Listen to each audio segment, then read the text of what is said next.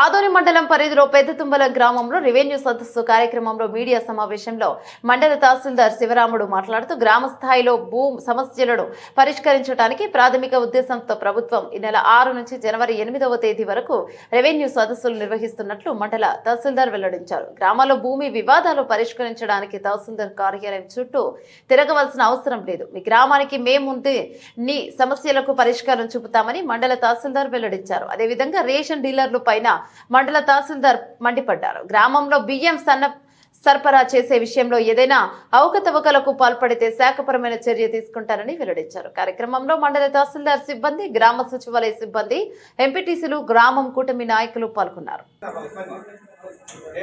దాంట్లో కనుక ఏదైనా తేడాలు వచ్చినాయంటే రిమోట్ పెడతాం. తర్వాత ఈ మంత్ జీతం కూడా జీతాలు పెట్టేటప్పుడు కూడా అది అంటే కరెక్ట్గా కన్ఫర్మ్ చేసుకున్న తర్వాతనే వాళ్ళకి పెట్టే జీతాలు ఏదైనా తేడా వచ్చిందంటే మాత్రం ఈ నెక్స్ట్ మంత్లో ఉండదు. అర్థమైందా? ఏమంటే ఆడవాళ్ళు తిడుతున్నారు.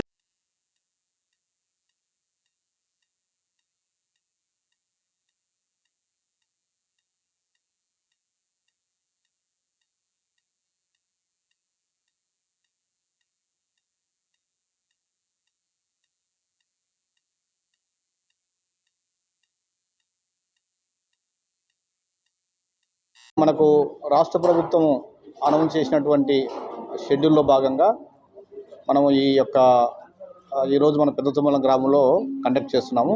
సో దీనికి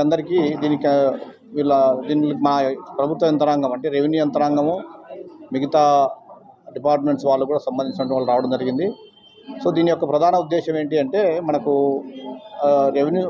రైతుల యొక్క సమస్యలు ఏవైతే ఉన్నాయో రెవెన్యూ సమస్యలు, వాటన్నిటినీ రైతులు మన తహసీల్దార్ ఆఫీస్ చుట్టూ ఇబ్బంది పడకుండా పదే తిరగకుండా ఆ గ్రామానికి వెళ్ళి వాళ్ళ యొక్క సమస్యలను అక్కడికక్కడే సాధ్యమైనంత వరకు పరిష్కరించాలా అనేటువంటిదే ప్రభుత్వం యొక్క ఉద్దేశము.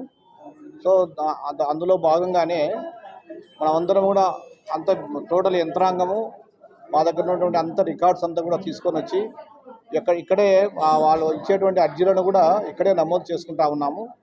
ఇక్కడ మనము ఇక్కడే పరిష్కారం అయ్యేటువంటి అర్జీలు ఉంటే కనుక వాటిని సర్వీసెస్ కింద మనం ఎంట్రీ చేసి వాటిని విత్ ఇన్ డ్యూ కోర్స్లో పీరియడ్ లోపల కంప్లీట్ చేస్తాము. సో మిగతా కూడా పిటిషన్స్ రూపంలో తీసుకుంటున్నాము. వాటిని కూడా ఆన్లైన్లో ఎంట్రీ చేస్తాము.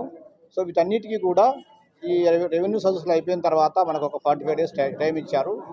ఆ లోపల ఆ ప్రభుత్వం ఇచ్చినటువంటి ఆ టైం లిమిట్ లోపల మనము వచ్చేటువంటి అర్జీలన్నింటినీ కూడా పరిష్కరించాల్సినటువంటి బాధ్యత మా మీద ఉంది. కాబట్టి ఆ సైడు మేము కృషి చేస్తున్నాము. సో దీనికి ప్రజలు కూడా సహకరించాలని చెప్పి దీన్ని ఉపయోగించుకోవాలని చెప్పి కోరుకుంటున్నాను.